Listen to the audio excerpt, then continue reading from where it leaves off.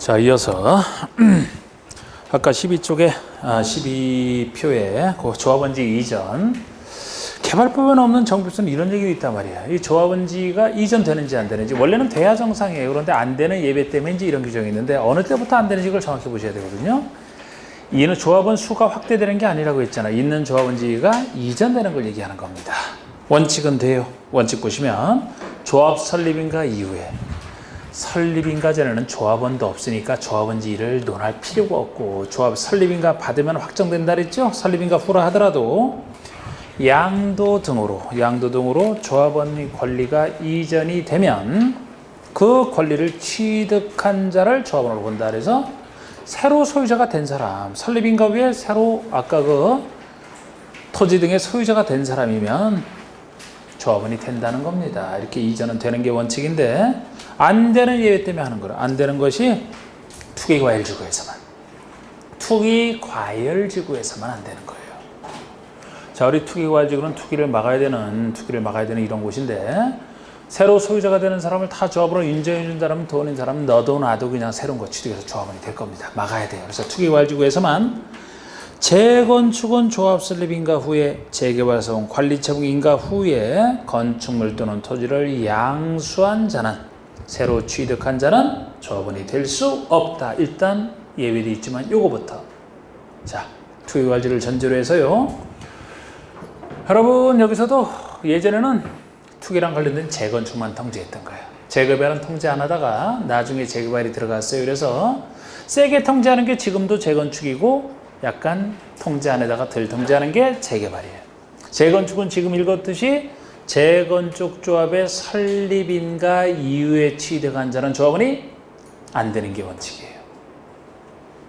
그러니까 재건축의 설립인가 받자마자 취득한 자는 안 된다. 지금 투기과열지구에서만.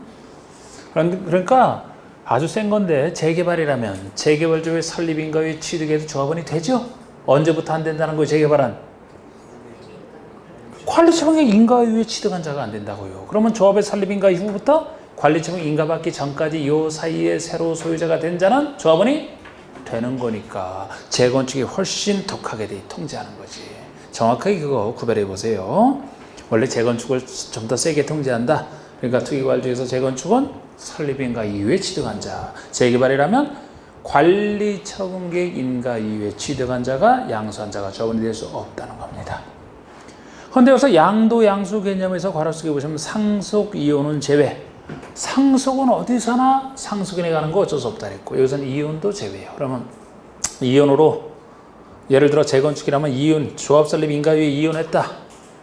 그럼 이혼으로 인해서 본인이 취득했다. 그러면은 조합원이 된다는 거죠. 상속 이혼은 제외. 그리고 단 원래 될 수 없는 게 이 원칙이지만 다시 거기에 대한 예외 단 불가피한 사유로 양도한 자로부터 취득한 경우는 조합원이 된다. 아무리 투기과열지구라도 불가피한 어쩔 수 없는 사유로 양수한 자는 또 아무리 투기과열지구라도 조합원이 된다는 겁니다. 불가피한 사유가 많아요.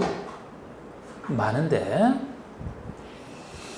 이거를 제가 하나만 예시를 했고 나머지는 등이라서 생략을 했잖아. 뭐 불가피한 사유, 뭐 해외 이주 이런 거 다 불가피한 질병, 1년 이상 치료 뭐 이런 거 다 똑같아요. 똑같은데 하나만 따로 기억하시라고 된 거죠. 1세대 1주택자로서 10년 이상 소유하고 5년 이상 거주한 자. 요것만 대표적으로 얘기를 해놨습니다. 다른 불가피한 사유는 법에서 비슷한데 요것만 따로 있기 때문에 1세대 1주택자로서 최소 10년 이상이면 장기 소유죠. 10년 이상 소유하면서 소유만 하고 있으면 투기하는 사람 다 그럴 수 있어요. 5년 이상 직접 거주하는 10년 이상 소유하면서 동시에 최소 5년 이상 거주하는 이 요건을 갖춘 자라면 거의 투기랑 관련 없다고 봐서 이 자로부터 취득한 자는 아무리 투기과열지구라도 조합원이 다시 된다는 겁니다. 그 정도까지 얘기를 해놨고 조합원이 되는지 안 되는지를 요걸 통해서 자 그럼 옆에는 주택조합이죠. 다시 주택조합 봅니다. 주택조합은 제가 누가 조합원이 되느냐 이 둘과 여기가 차이가 나는 거예요. 여긴 내 집 마련이니까 주로 일정 기간 동안 집이 없는 세대주가. 그런데 한 채까지는 주택이 있어도 되는 경우 있죠? 60이야, 85이야? 85이야. 이것도 신고 대상인 직장조합은 약간 달라지지만 리모델링은 소유자가 가입하는 것이라 이건 없는 사람이고 그래서 지역과 직장이 서로 비슷해요. 지역과 직장은 뭐 하나죠? 무주택이거나 85의 주택 한 채를 소유한 세대죠. 주택 없는 사람 무주택 세대죠. 아니면 85의 주택 한 채 소유한 세대죠. 요 사람이 가입하는 거예요. 85의 주택 한 채입니다. 국민주택 규모의 85의 한 채. 요거는 이제 흔주택 새로 가를 수 있게. 그런데 여기 플러스 표시는 괄호 속에 플러스 지역조합은 6월 거주. 지역조합만큼은 따로 6월 거주요건이 따로 추가된다는 얘기고 6월 거주요건. 그리고 동그라미 2번은 설립 신고 대상인 직장조합을 따로 얘기하는 거예요. 보통 지역과 같다는 직장은 보통의 인가 대상인 직장조합을 얘기하고 직장은 두 가지라 그랬잖아. 아까 국민주택을 공급받기 위한 이게 신고 대상이죠. 요것만큼은 무주택 세대주만 가입해. 무주택자의 하나입니다. 85의 주택 한 채 안 돼요. 그래서 직장은 둘로 나눠봐야 되고, 리모델링 조합은 아까 둘과 달리 사업 승인을 받은 공동 소유자. 공동 소유자는 혼자 못하니까 가입해야 된다 그랬죠. 사업 승인 얻은. 아니면 복리시설은 공동주택 아니지만 복리시설 소유자도 가입을 시켜야 단지 전체를 한꺼번에 리모델링을 할 수 있어서. 그리고 디귿번에 건축 허가를 받은 공동주택 소유자. 자, 일단 주택법상 사업 승인을 받지 못했다. 그 정도 규모가 안 돼서. 그래서 건축법상 지었다 하더라도 공동주택 소유자는 혼자 할 수 없잖아요. 공동주택 소유자. 그리고 그 건축물 중에서 공동주택 외의 소유자까지. 공동주택 외의 소유자까지. 예를 들어 하나의 건축법에 따라 주택을 지었는데 주상복합으로 지었다. 그러면은 공동주택 소유자 말고 상가 소유자도 가입할 수 있어야 건물 전체를 한꺼번에 리모델링 할 수 있다 그랬죠? 이렇게 다 추가적으로 들어가지만 단독주택 소유자는 없다. 단독주택 소유자는 혼자 리모델링 하면 되니까 그랬잖아요. 그런 얘기. 그리고 여기만 있는 얘기가 있어요. 이것도 지역과 직장 조합에만 있는 조합원 수에 대한 얘기가 있습니다. 이것도 다른 데 없잖아요, 여러분. 여기서 수 없어요. 몇 명 이상? 기존 소유자 중에서 여기도 수 얘기 없어요. 기존의 소유자 중에서 하는 것이라. 여기도 수 얘기가 없다니까. 기존의 소유자 중에서 하는 것이라. 근데 여기는 새로 모집을 해서 새로 건설해서 이제 공급받는 거 새로 모집을 해서 하기 때문에 너무 작으면 안 되잖아. 기존에 있는 사람이 아니기 때문에. 그죠? 네?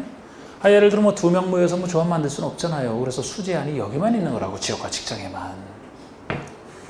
지역과 직장 조합의 조합원 수익이 건설 파트, 건설을 새로 건설하는 건설 예정 세대수, 앞으로 건설할 예정 세대수의 50% 이상은 돼야 된다.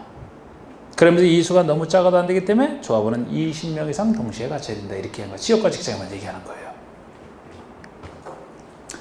이 조합주택을 새로 짓게 되면은 지어서 조합원에게 우선 공급할 수 있는데 나머지는 일반 공급하거든요. 일반 공급분이 더 많으면 조합주택을 얘기할 수 없어요. 일반 주택이 돼버리지. 그래서 조합원 수가 건설 예정 세대 최소 50% 이상이 되면은 일반에게 주는 것보다 조합원에게 주는 것이 작지는 않다. 그래서 50% 이상이에요. 이 수가 너무 작으면 안 되니까 20명 이상을 동시에 갖춰야 된다. 그 얘기. 요 숫자도 작년에 바로 이거 뭔데 했었고. 자, 예를 들어 그 밑에 보십시다.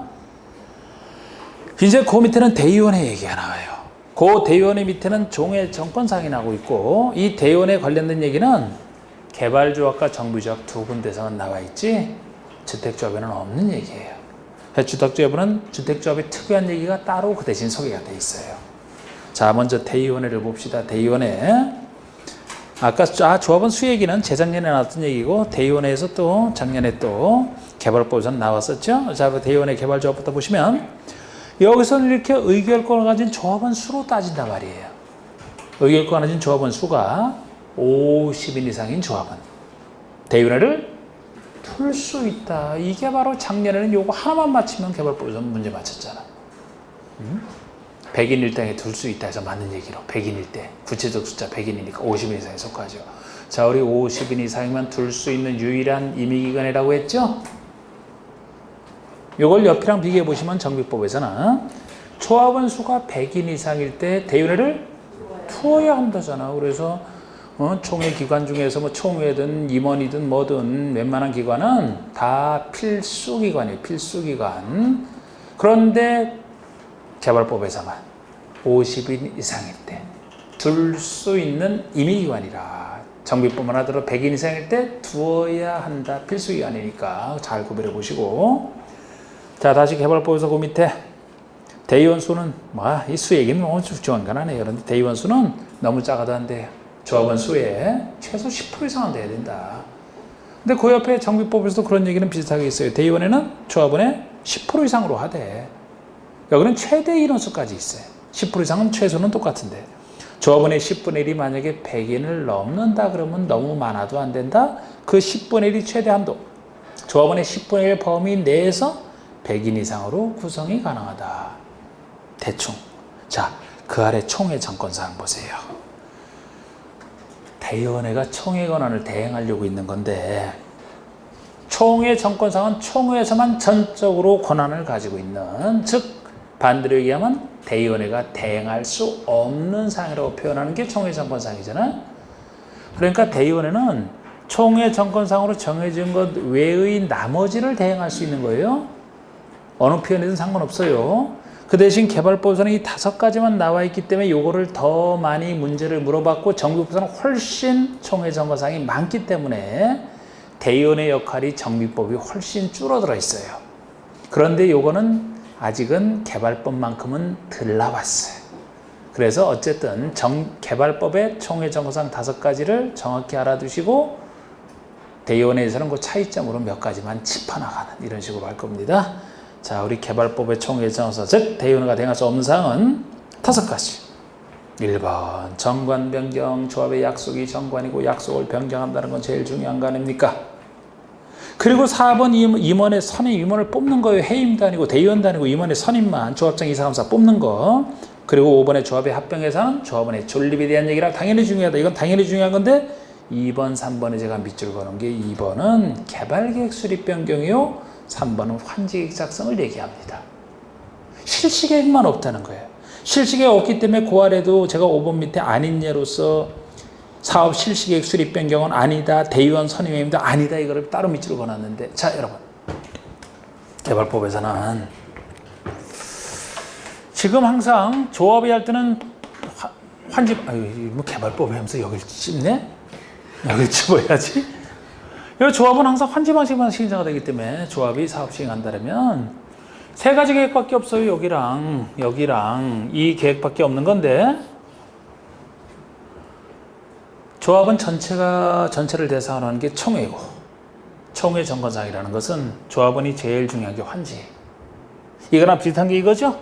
여기서는 그래서 정비법도 보시면은 여기서는 이거, 여기서는 이거, 이게 다 총회 정권상, 즉 대의원회가 대행할 수 있는 사항에 당연히 들어가요. 이게 조합원이 뭐를 받을지 거기에 대한 얘기인데 이건 총회에서만 해야 돼. 이건 당연한데 여기 처리를 어떻게 할 것이냐? 이건 안 들어가. 여기서 이게 안 들어가. 이게 들어갑니다.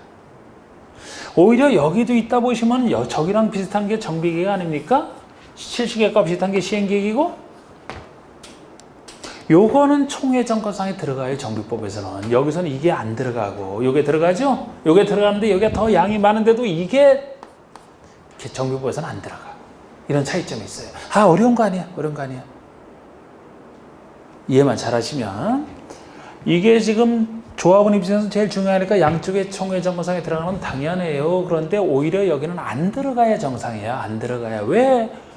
아니 조합전에 만드는 계획인데?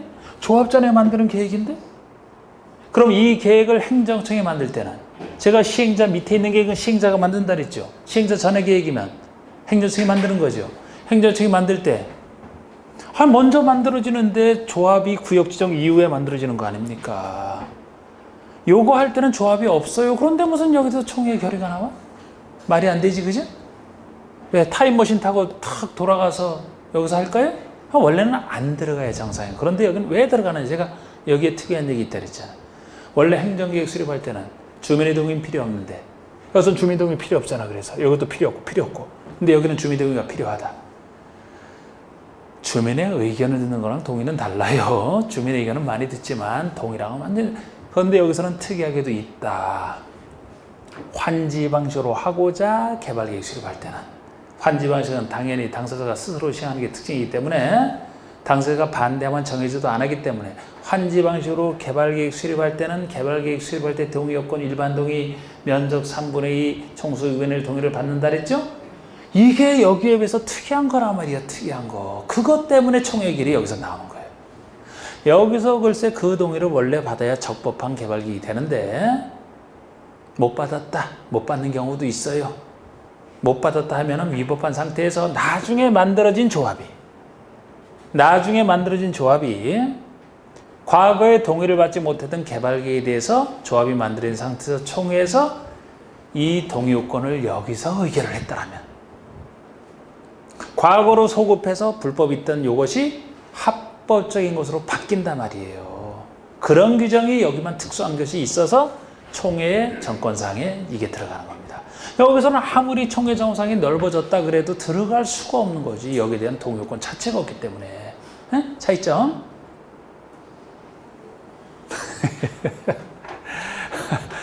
그러니까 총회 정권상이 대응가 대응할 수 있다 없다 물을 때 여기서는 대응할 수 있단 말이에요. 근데 여기는 아무리 넓어져서 덜 나오지만 여기서는 여기랑 비슷한 게 이거잖아요. 이거는 총회 정권상이 될 수가 없어요. 조합 총회에서 결의사항 자체가 될 수가 없는 거예요. 이거는 대의원회가 대응할 수도 없고, 그죠? 그래서 여기서는 이 두 개 얘기 들어가잖아요. 여기서는 이게 안 들어가지. 그래서 대의원회가 대응할 수 있는 거 할 때 요거를 물어보잖아요. 요거는 대의원회가 대응할 수 없으니까 요거. 그래서 제가 요거 할 때는 실시계획은 시행자가 관심이 있기 때문에 조합이라 하더라도 조합의 임원들이 관심이 있죠. 세 가지 입장에서는 요거는 제일 떨어진다. 조합원 입장에서는. 이거는 아니다. 그래서 5개 완성됐거든? 근데 요것도 여기서는 한단 말이에요. 여기서는. 우리 정비법서는 이따 보시면은 이 시행자 밑에 나는 두 계획을 다 중요하게 봐. 다 중요하게 보기 때문에 출석 정숙수나 뭐 의결 정숙수에 둘을 비슷하게 취급한단 말이에요. 둘 다 중요하게 본단 말이에요.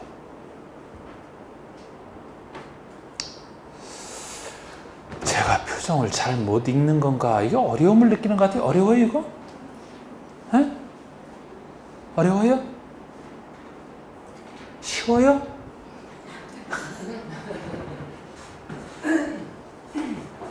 그래서 지금 어려우면은 개발법의 총회 정권상만 보세요. 어려우면은 개발법의 총회 정권 5가지만. 밑줄 근거. 그 아닌 예로서 그 실시계획 빠지잖아. 대의원 선임위원도 빠지고. 예? 그 5가지만 잘 보시라고. 근데 그 옆에 보시면 부담 없이 하실 분만 하세요. 그러면 점검명이 똑같잖아. 시공자, 설계자 막 이런 사람들을 선정을 하고 또 여기서는 부정여지 때문에 이것도 다 총회 정권상이에요. 그러니까 대의원회가 할 수 있는 일이 굉장히 줄어들었어요. 거기 밑줄 근거 보세요. 사업시행계획서 여긴 들어가잖아. 총회 정권상에. 관리처분계 똑같이 들어가죠. 그래도 뭐는 없어요. 맨 밑에 밑줄 그는 것처럼 정비계획은 아예 대상이 아니죠. 아무리 넓어졌어도 그 차이점은 제가 말씀드린 거. 그리고 또 하나 임원과 대의원 선임회의도 있잖아요. 아까 개발법상 총회에서는 임원의 선임만이었죠. 여기는 임원의 선임해임뿐만 아니고 대의원 선임회의까지도 다 총회에서만 하게 되시니까 정비법은 대의원회가 필수사항이지만 대의원회가 할 수 있는 일이 상당히 없어요. 대부분 총회에서만 하게 돼 있잖아. 예? 작아서 그래요. 작아서 정비사업이 상대로 작아서 웬만하면 총회에서 하라는 거야. 그냥 이렇게 선임회의까지 그 차이점으로 보시는데 아주 어렵게 할 때 한 번 했던 게 있거든요. 단 괄호 속에 단 임기 중 거리된 자 여기서 조합장을 제외하고 임원 대의원 중에서 조합장을 제외하고 임기 중 거리된 자의 보궐선임은 여기서 제외니까 이 보궐선임은 대의원회가 할 수 있다. 자, 요거 하나. 요것도 그냥 느낌만 잡아보세요. 이거 다 외우는 거 아니야, 지금 다. 자, 예를 들어 임원이 있는데 임원의 결격사유에 나중에 해당되게 됐어요. 처음에는 적법했는데 나중에 뭐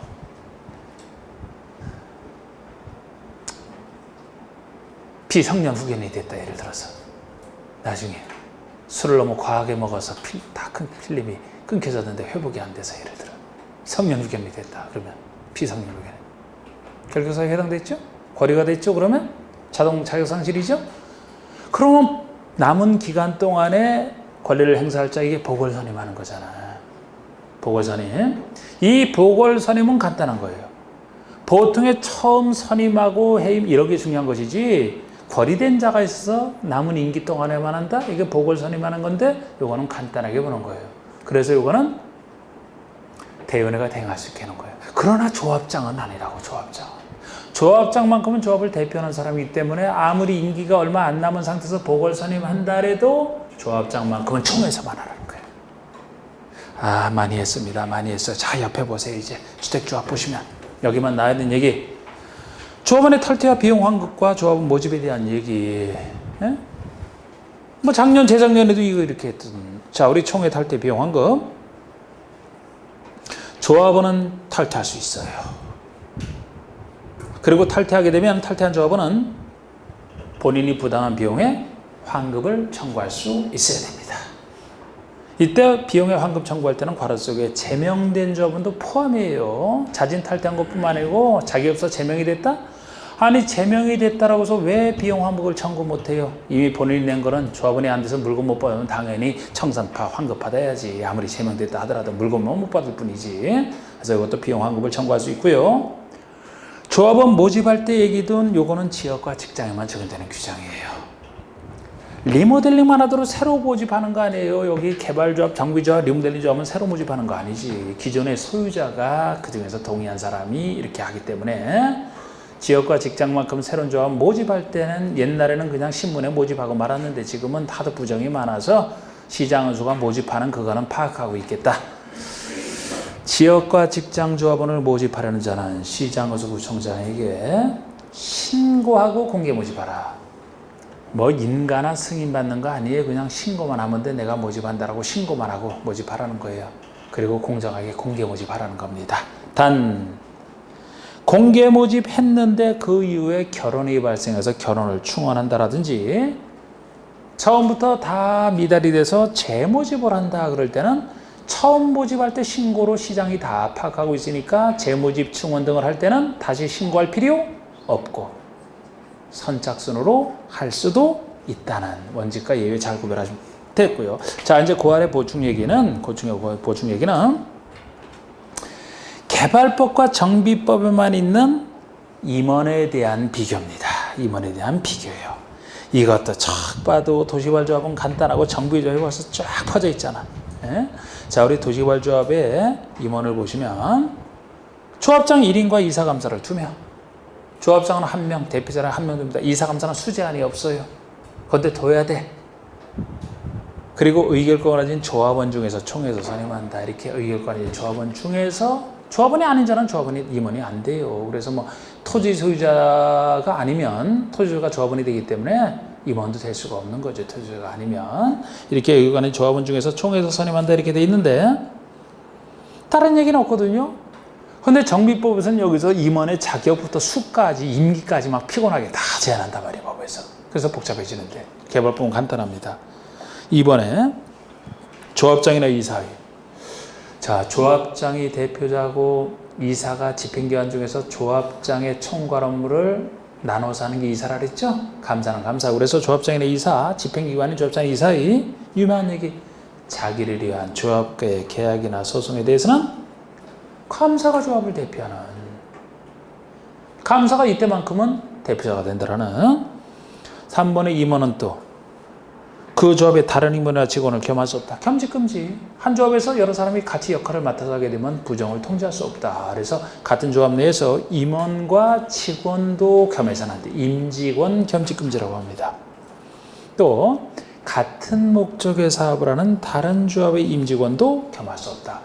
원래 같은 조합 내에서 겸직금지지 다른 조합이면 상관없는데 다른 조합이라 하더라도 같은 목적의 사업을 한다면 이 조합과 이익이 충돌될 수 있기 때문에 역시 겸할 수 없다. 그리고 4번에 임원으로 선임된 자가 결격사유에 해당하면 그 다음 날부터 자격 상실, 자동 상실입니다. 자, 이제 정비조합에서 혹시 물었다. 정비조합을 보실까요? 조합장 1명과 이사감사를 임원으로 두면 똑같아요. 이것까지는 똑같아요. 그런데 이제 여기서부터 자격 이런 얘기가 복잡하게 붙어 있어서 그렇죠. 조합장은 이 중에서 조합장만큼은 선임일로부터 관리처분의 인가를 받을 때까지, 누구에게 뭘 주고 하는 관리처분 인가 받을 때까지는 그 정비구역에서 거주해야만 된다. 만약에 괄호 속에 영업을 하는 자라면 영업을 해야만 된다. 그러니까 이 규정 등이 다 올해부터 나온 얘기인데 이게. 하여튼 정비법은 자꾸 늘어나. 자꾸 내 정비법에서 뭐가 이렇게 없어지는 경우는 못 보고 자꾸 늘어나요. 너무 사기를 많이 쳐서 그런다 그랬잖아. 예? 조합장 구성 많이 돼요, 여러분. 조합장이 그만큼 이익을 많이 챙기고, 그래서 막 이렇게 됐다. 하여튼 이 거주 요건 이거 막 새로 다 나온 거예요, 그냥. 예? 조합장만큼은 이런 요건도 있어요. 애초에 될 때 말이죠. 그 전에 보시면 임원의 자격. 임원의 자격이면 조합장 이사감사의 자격을 얘기하죠. 선임일 직전 적어도 3년 동안 정비구역 내에 거주기간이 1년 이상이 되거나 또는 정비구역에 위치한 건축물 또는 토지를 5년 이상 소유하고 있어야 돼.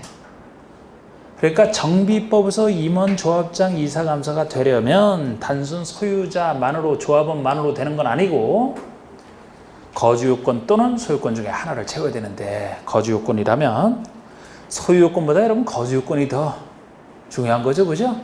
투기랑 관련해서는 뭐 소유는 얼마든지 할 수 있잖아, 다른 데 살면서. 그래서 선임일 직전 3년 동안 이거보다도 거주기간이 최소 1년 이상 1년 이상 또는 거주기간이 1년이 안 된다면 그곳의 부동산의 소유기간이 5년 이상 1년 이상 거주 또는 5년 이상 소유 둘 중에 하나 요건을 갖춰야 돼요. 그리고 임원의 임기 제한도 있어요. 이렇게 나머지는 다 주로 3자랑 관련되어 있는데 3년 이하에서 정하되, 한 번 정할 때니까 3년을 넘기지 못해요. 3년 내에서 정하되 연임은 얼마든지 가능합니다. 우리나라 대통령들 생각해갖고 야 이거 단임이다. 단임이 오히려 이례적인 경우예요. 하도 독재가 후유증 때문에 단임을 시켜놨지 그냥. 자꾸 연임하면 그 모든 술수 하니까. 원래는 연임이 맞아 그래서. 3년 내에서 또 숫자 외워놨는데 3년에는 다 해놨는데 연임은 불가능하다 그러면 또 그렇게 냈는데 이거 못 찾으면 안 되지. 당연히 연임은 가능한 거예요, 상적으로. 이사수는 역시 이사수, 감사수도 따로 있어요. 다 3이에요, 4. 이사수는 최소 3명 이상. 이사는 조합장의 역할을 분장하는 역할이기 때문에 이사수가 너무 작으면 조합장이 제 역할을 못해요. 최소 3명 이상은 돼야 된다는 거예요. 그래야 조합장이 그만큼 편해지고 대표하는 업무에 충실할 수가 있지. 3명 이상. 이것도 조합원 수가 정비법에서는 100명 기준으로 큰 조합, 작은 조합 따지거든요. 최소 3명 이상 되지만 조합원 수가 100명을 초과한다면 상대적으로 큰 조합이라 5명 이상은 돼야 돼. 이사수가. 감사수는 이사랑 달리 감사는 많으면 불필요하죠. 오히려 효과적 감사가 안 돼요. 이사는 조합장 일을 맡아서 나눠서 하다 보니까 많아야 되지만, 그래서 감사는 한 명도 좋고 3인을 넘기지 못해. 1인 이상 3인이 최대치. 1인 이상 3인이 해서 감사수는 정해집니다. 자, 그리고 나머지 얘기 뭐 비슷하죠. 이번에 조합장 이사의 자기를 위한 조합과 계약서는 감사가 되면 똑같고요. 3번에 주임원은 같은 목적의 정비사로는 다른 조합의 임직원 겸할 수 없다. 같은 얘기고, 4번에 임원은 결격사유 같은 얘기예요. 결격사유. 그런데 제가 임원은 결격사유에 괄호 속에 추가해놓고 정비법을 위반하여 벌금 100만 원 이상의 형을 선고받고 10년이 지나지 아니한 자의 추가 사유로 요거를 적어놨죠. 그리고 이 임원의 결격서에 해당하면 당연 퇴임되는 건 똑같아요. 양쪽이 똑같은데, 임원의 그럼 결격사유 나머지는 개발법, 정비법이 같다는 얘기죠. 여기 추가되는 거 하나 빼놓고 같다는 얘기인데, 제가 소개도 안 해놓은 것은 여러분들이 이미 알고 계시기 때문에 이 임원의 결격사유는 잘 물어보지도 않고 지금까지 당연히 임원의 결격사를 조합원의 결격사로 바꿔서 가끔 냈다 그랬잖아, 그죠? 그래서 제가 이거는 여러분들이 아주 줄기차게 중개 실무에서 배우는 결격사는 거의 같다. 단지 숫자만 다를 뿐이다. 금고상의 형을 선고받고 집행이 지나지 않거나 집행이 지금 종료된 후 2년이 지나지 아니한 자, 3년이 지나지 아니한 자, 그 차이만 있을 뿐이다 그랬죠? 다른 건 다 똑같고.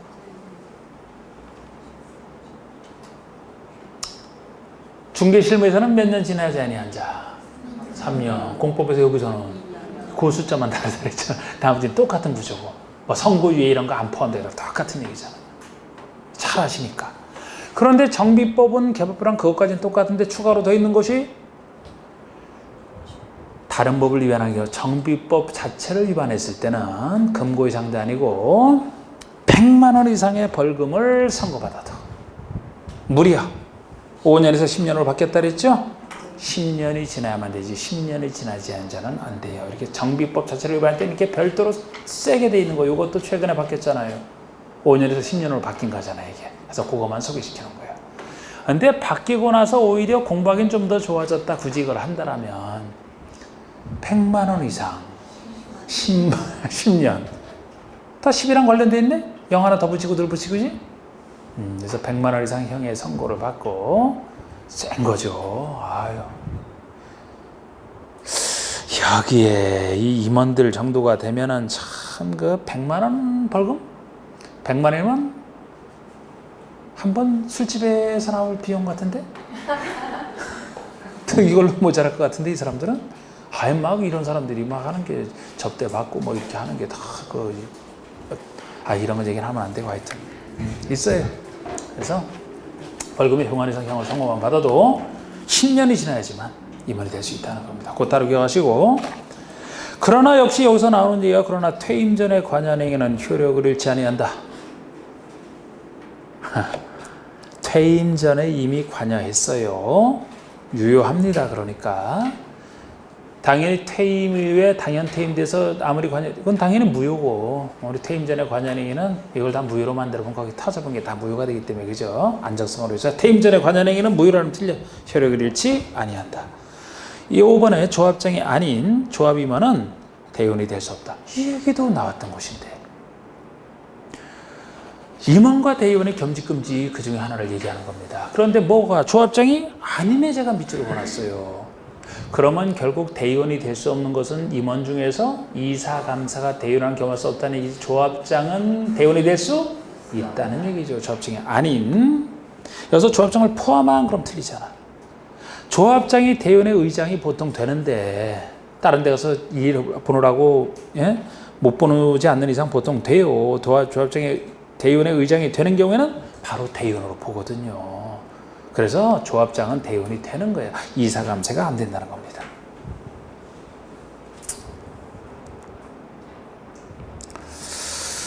보충 보세요. 이제 보충. 이 또 하나의 보충은 뭐냐? 정비법에만 나오는 정비조합 총회의 출석 정족수 의결. 요거는 조금 어렵게 낼 때 요거를 내는 거예요. 이거. 어렵게 낼 때 내는 건데. 그러니까 출석 정족수 의결 정족수 얘기는 개발법에는 없어요. 정비법만 있는 얘기고, 그 중에서도 출석 정족수는 비슷하게 주택법에서 하나 새로 추가된 거 있단 말이에요. 그래서 그거까지 같이 적어놨거든요. 자, 정비법에 나오는 정비조합총회 출석 정족수, 이거는 출석 정족수 직접 출석을 얘기한다 그랬잖아. 아까 원칙이 10% 이상, 다른 얘기 없으면 10% 이상, 다른 얘기 있으면 20% 이상. 원래는 정확하게 해두는 게 좋아요. 정확하게 해두는 게 좋은데 원칙과 예만 알아놔도 항상 예외는 일정한 경우를 얘기하기 때문에 정확히 알면 이거를 다른 말로 바꿔서 틀리게 낼 수도 있지만, 보통이라면 구체적 얘기가 나오면 그냥 그건 예외다 이렇게 보셔도 돼. 정확히 모를 때는 그럼 비상수단을 쓰는 것이고, 다른 얘기 없으면 10% 이상 직접 출석. 근데 20% 이상이 예외가 된다 그랬죠? 중요한 건 이거죠. 우리는 알 수 있어요. 아니 창립총회면 중요한 총회 아닙니까? 네. 창립총회 의결 정수가 따로 그쪽에 있어서 그렇지 출석 정수는 없는데 여기는 중요한 것에 들어가는 거예요. 20% 이상이 직접 출석해야 돼. 그리고 시행계획서 관리청문 나오잖아요. 제가 정비법에서는 시행자 밑에 나오는 두 계획을 다 중요하게 취급한다라고. 그러면 시행계획서를 의결하든 관리청을 의결하든 다 둘 다 예외인 20% 이상 출석에 들어가잖아요. 요것만 기억하셔도 충분하잖아. 그리고 정비사비의 사용 변경을 한다? 앞에 세 가지는 법에 나와 있고 정비사비는 0에 나와 있는 얘기인데, 그래서 창립총회와 시행계획서 관리청만 기억해도 이게 20% 이상이라는 훌륭한 건데, 정비사비의 사용 변경에 들어가는 것은 항상 돈에 관련된 건 민감해요, 여러분. 정비사비를 어디다 쓰겠다 정해진 거 이걸 바꾸겠다 이런 총회를 의결한다면 돈에 관련된 것까지 이게 20% 이상 직접 출석에 들어갑니다. 그리고 직접 출석을 채운 상태에서 의결을 하거든요. 출석 점수를 채우지 못하면 의결을 못해. 자, 이제 의결할 때 볼까요? 다른 얘기 없으면 원칙은 보통에 우리 회의할 때 쓰는 거. 조합원 과반수 출석. 출석한 조합원 과반수 찬성. 글쎄 이것도 여기서 과반수 출석이면 이게 출석 정도수 아닙니까? 아니에요. 그거는 앞에 출석 정도수가 달라요. 앞에 출석 정도수는 직접 출석을 얘기하고 여기 출석 정도수는 직접 출석한 사람뿐만 아니고 서면으로 출석이든 대리인 해서 했든 다 출석이야. 그것도 다른 개념이에요. 이거는. 그래서 과반수 출석, 출석한 사람 과반수 찬성이 보통의 의결 정도수인데 요거보다 센 것이 제가 과반수 찬성이 센 것이다 그랬잖아.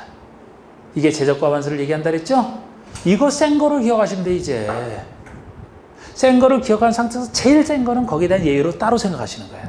제일 센 게 3분의 2잖아. 과반수 자체가 센 거고 공부할 때. 자, 우리 과반수 찬성 보세요.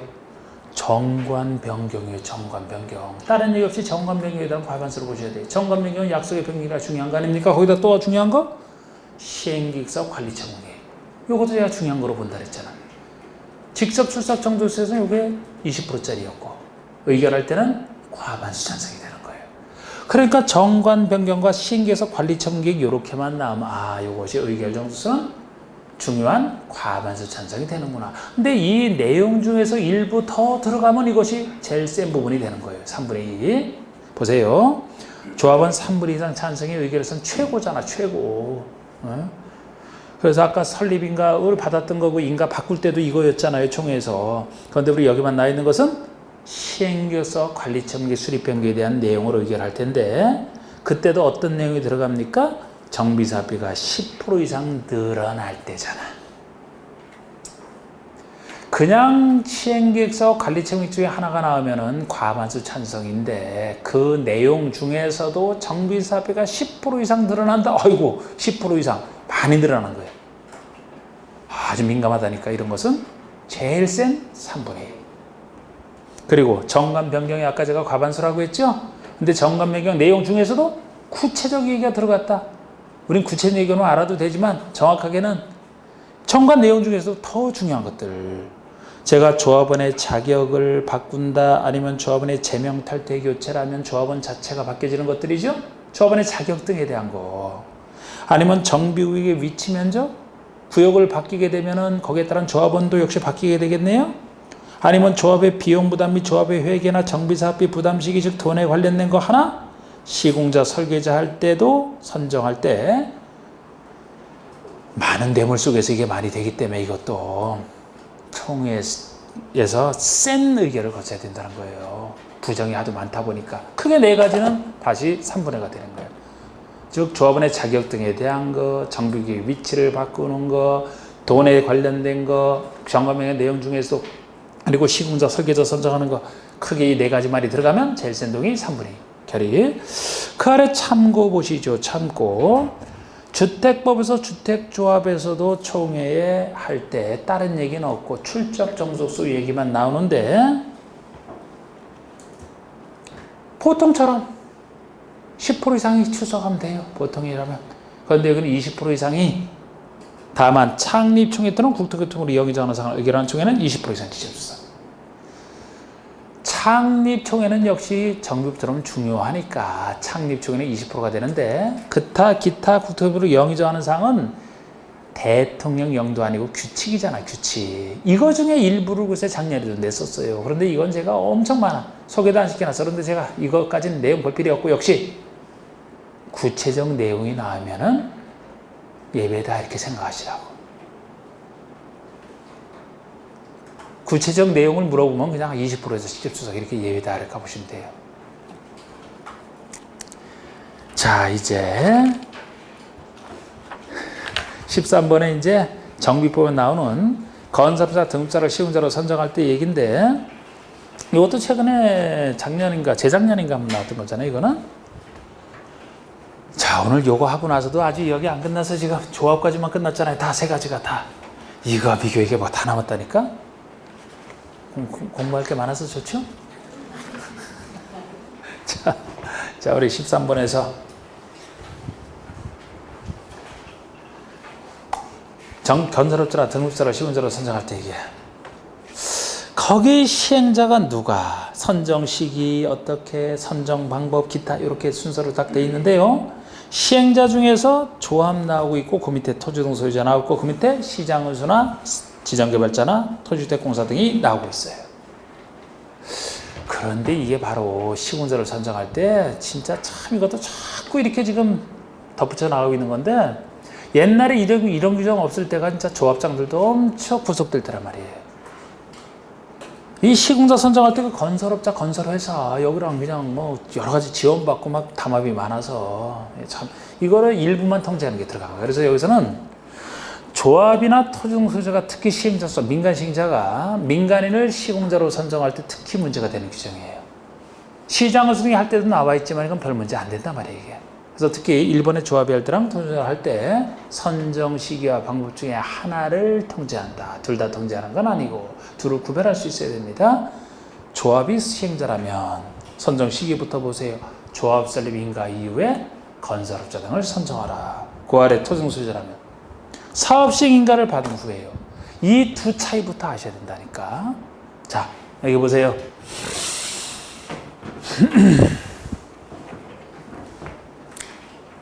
지금 여기선 조합만 제가 적어놨습니다만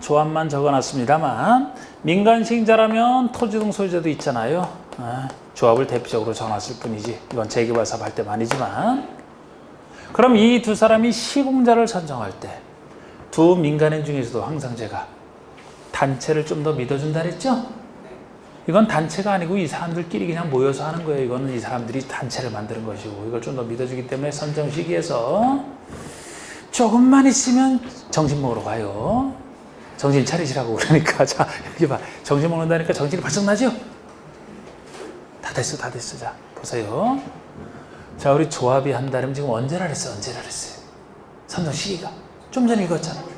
조합 설립인가 후. 그러면 조합이 설립인가도 받기 전이면 조합이라는 형체가 아직 없죠? 최소 설립인가를 받아야 형체가 생긴다 그랬죠? 그럼 설립인가 받자마자 선정하라니까 시기를 통제하는 게 아니라 그랬잖아 제가. 그래서 여기는 선정 시기를 통제하는 게 아닐 때 방법을 경제 입찰로 선정하라 이렇게 통제한단 말이에요. 여기는 이 사람이 시행자가 되는 게 여기선 설립인가라면 여기라면 시행자로 지정되면은 시행자 지정 고시가 있는 순간에 시행자가 되거든요. 토지사 너희를 시행자로 해주겠다. 시행자 지정 고시가 있어야 시행자가 돼. 근데 이 사람은 시행자 지정 고시 있은 후에 선정하라는 얘기가 아니고 사업 시행 인가 이후에 선정하라 이게 토지등 소유가 갈 때란 말이에요. 이 차이를 아셔야 된다고. 못 믿기 때문에 단체가 아니기 때문에 이 사람이 시행자로 지정되자마자 이렇게 하면 틀린다고요. 지정 고시 후가 아니고 사업 시행 인가 후에 선정하라. 시행자로 된 상태에서 조합도 아니다 보니까 단체도 아니다 보니까 혹시 사업 시행권도 못 딸까봐 사업 못 믿겠다는 거예요. 사업 시행 인가 이후에 선정하라. 그래서 인가 이후에 선정해야 된다는 것은 의무적으로 이렇게 하는 것은 토지등 소유자가 할 때만 시기를 강력히 통제. 그래서 시기를 통제하는 대신에 방법은 자율에 맡깁니다. 그러니까 조합은 시기를 통제 안 한다니까요. 조합이 만들어지자마자 설립인가 이후에 선정하니까 방법을 통제하고 여기는 시기를 통제하기 때문에 방법을 통제 안 하고 지금 시기만 보셨잖아요. 자 이제 방법 볼까요? 조합이라면 시기를 통제 안 했으니까 조합 총회에서 경쟁 입찰 또는 수의계약 방법으로 선정하라. 마치 선택으로 됐지만 선택이 아니라 그랬죠? 공정하게 하는 게 경쟁 입찰이고 우리 수의계약은 경쟁 입찰이 2회 이상 유찰됐을 때만 이걸 쓰는 것이기 때문에 개발부서 배웠던 얘기랑 똑같은 거예요. 그냥 경쟁 입찰로 하라는 거야. 정관이 정하는 것대로 하지 말고 방법을 통제하겠다. 법에서 정하는 경쟁 입찰 방법으로 하라. 단 경쟁 입찰이 2회 이상 유찰됐을 때만 수의계약으로 하겠다는 얘기죠. 결국 이런 식의 표현이에요 이게. 그 대신 기타 보시면은 단 조합원이 100명이야 작은 조합이니까 이때는 작다 보니까 총회에서 하되 너희들이 알아서 정하세요. 약속이 정관 아닙니까? 정관이 정하는 대로 할 수 있다는 거예요. 예외 이건 작으니까 보통 경쟁 입찰로 하는 거예요. 2회 이상 유찰되면 수의계약이고. 그런데 그 아래 토지등 소유자가 할 때는 사업시 인가를 받은 후에 선정하라. 시기를 강력히 통제하니까 방법은 규약이 정하는 거더라. 토지등 소유자의 약속이 규약이거든요. 규약이 정한 법에 따라 선정하라 이렇게 돼 있고, 그거만 잘 보셔도 한 2년 전에 문제도 풀었었고, 그 밑에 건 이제 보너스로 시장은수나 주택공사 등 재개발 재건축 사업에서 이런 예외적 시행자가 등장했다. 그러면 이 사람들은 믿어주는 사람들이기 때문에 시기는 시행자로 지정고시가 되자마자 선정하라는 거예요. 믿어주니까. 예? 아까 토인수를 할 때랑 다르잖아. 이렇게 믿어주니까. 그런데 믿어주더라도 방법은 이 공사 등이 할 때니까 공정성을 위해서 경제입찰 중에서 이제 일반 경제입찰이 제일 아무나게 다들 일반 경제입찰로 하라는 거예요. 예외적으로 지명 경제입찰이 좀 더 좁게 인정하는 건데, 아니면 수의계획으로 하든지 원칙은 일반 경제입찰로 이거 하라는 얘기고, 기타에서도 주민대표회 또는 토지공사 전체회의가 이렇게 시장군수나 공사 등이 한다면 그곳에 있는 토지 등 소유자는 시행자가 아니기 때문에 주민대표회의나 토지공사 전체회의를 구성하게 돼 있거든요. 이 사람들이 이 회의를 구성해서 안 해도 되는데, 이 사람들이 공정하게 경제입찰로, 수의계약은 2회 이상 유찰 리스트에만 붙어 있고, 이 경제입찰로 시공자를 추천할 수가 있고, 추천해도 되고 안 해도 되고, 원래 시공자는 시행자가 선정하는 게 시공자잖아. 근데 만약에 시행자가 안 될 주민들이 회의를 통해서 시공자를 추천을 할 수 있고 공정하게 경제입찰로 추천했다라면은, 그때는 추천한 자를 시공자로 선정할 의무를 지우는, 열심히 경제입찰로 추천했는데 시장은수가 선정 안 해주면 곤란하죠? 선정해야 된다가 특수하죠? 시공보증 얘기도 넘겨보시면 관련된 걸로 있어요. 조합이 시장은수나 주택공사 등이 아닌 자, 시장은수나 공사 등이 아닌 자라면은 민간인인 건설회사 등록사를 얘기하는데, 건설회사 등록사업자를 시공자로 선정한 경우에는 또 이게 시공자가 민간이다 보니까 이 민간 시공자가 못 믿겠다. 조합에게 시공보증서를 제출해야만 된다는 얘기도 살짝 읽어보시면 되고, 또 그 아래 시행자는 시공자와 공사계약을 체결할 때는 기존호출의 철거공사에 관한 사항을 포함해야 된다. 정비법에서는 기존건축물부터 낡은 건축물 철거하고 새 건물 짓기 때문에 공사에 대한 계약을 체결할 때 기존 건축물의 철거에 대한 사항을 의무적으로 포함시키는 거를 한 사람이 철거하고 한 사람 또 새로 짓고, 그죠? 의무적으로 철거에 관한 사항을 포함하라 이렇게 되고 있어. 해야 된다. 자, 여기까지 일단 하겠습니다. 여기까지 하게 되면 점심 먹고 이제 조금 이렇게 하더라도 충분해요, 시간이. 일단 어려운 부분은 많이 지나갔어. 쉬고 나서 점심 드시고 3시부터 시작하겠습니다.